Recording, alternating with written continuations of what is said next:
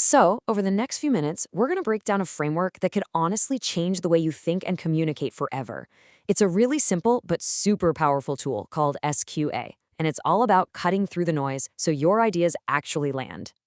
You know the feeling, right? We've all been there. You're staring at this massive wall of text in an email or trying to follow a presentation, and your eyes just start to glaze over. You're completely lost. You can't find the main point, and you're just sitting there thinking, what am I even supposed to do with this information? It's so frustrating.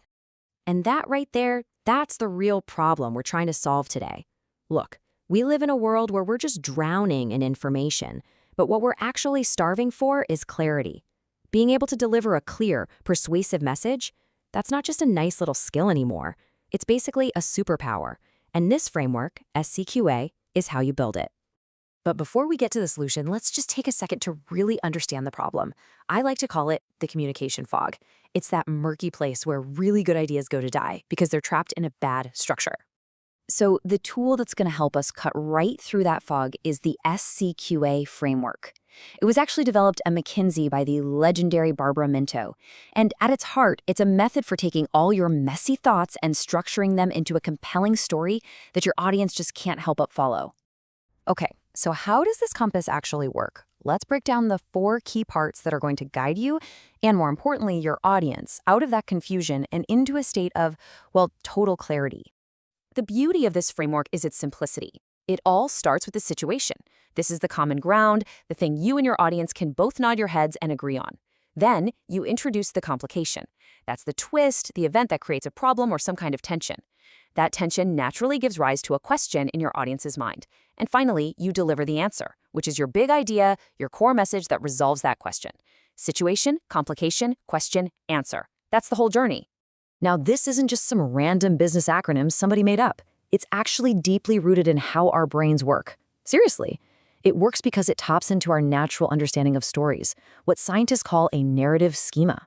It also creates what's known as an information gap, that little itch of curiosity that makes people lean in and want to know the answer. And maybe most importantly, it reduces cognitive load, which just means it makes your message incredibly easy for the brain to process. Let's dig into that a little more. Each step in the framework hits a specific psychological milestone. The situation gives your audience a feeling of validation. It says, I see you, I understand your world. Without that, they just feel disconnected. The complication creates a sense of urgency. Without that, they're thinking, so what? Why should I care? The question sparks curiosity, pulling them toward your solution. And the answer delivers relief and a sense of confidence. You can see here, if you skip even one of these steps, the whole persuasive chain just falls apart. And if you take away only one thing, let it be this. It all comes down to the reader-first principle. SQA forces you to stop obsessing about what you want to say and start thinking about what your audience actually needs to hear to understand you. It's a total shift from data dumping to building a bridge from their reality over to your idea. All right, enough theory. That all sounds good, right? But now let's get into the fun part. Let's see how this actually works in the real world. How do we put this whole thing into practice? Okay, this is a perfect example of the framework in action. The topic is exactly the same for everyone, cloud migration, but just look at how the opening situation changes completely depending on who you're talking to. For the CEO, you lead with the money. Our IT costs have grown 15% annually. For the CTO, you focus on tech capacity. For a developer, you start with their daily headache. This proves that picking your situation isn't just a warm-up, it's a strategic move that tunes your entire message. Now, here is the single biggest mistake people make. They put the problem right into the situation. This is what's called poisoning the well. A good situation is totally neutral. It's stable, it's something everyone in the room can just nod along to. The bad example here immediately makes people defensive, while the good one creates a shared, stable starting point for the conversation. So once you have that neutral situation locked in, like our company has successfully transitioned to remote work, the complication you choose is your next big strategic move. You could frame the problem around productivity, which leads to an answer about new management tools. Or you could frame it around company culture, which leads to an answer about virtual community events, or even cybersecurity. You see, the complication you pick literally directs the entire conversation and defines the exact problem you're about to solve. And that leads to a really critical point. The question you raise has to flow naturally from the situation and complication you've just laid out. A really common trap is asking a question that's way too broad or just totally disconnected from the issue at hand. And you have to remember, if you ask the wrong question, your answer, no matter how brilliant it is going to completely miss the mark. Okay, let's bring this all home. We've gone through the theory, we've seen it in practice. Now, let's talk about how you can truly master your message with a couple of really powerful tools and templates. So the order of these 4 elements isn't actually set in stone. You have to adapt. If you're presenting to a bunch of analysts who want to follow your logic step by step, you use the standard SCQA structure.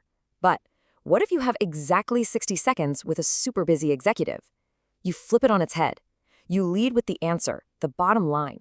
And then you use the situation, complication, and question as your rapid-fire justification. It's called the direct lead, and it's a game changer. And check this out. Here's a powerful template you can literally use in your very next Slack message or email. It forces you to structure your thoughts perfectly. Hey, we all agree on this context, but this problem has come up, so what should we do about it? Here's my proposal. In like 30 seconds, you framed the whole issue and offered a solution that everyone can understand immediately. And this is the ultimate test. It comes from Minto's work. Before you even write a single slide or start typing that email, ask yourself, can I state my core answer, my governing thought, in one single, clear sentence? If you can't, you're not ready to communicate it. You need to go back and think a little more.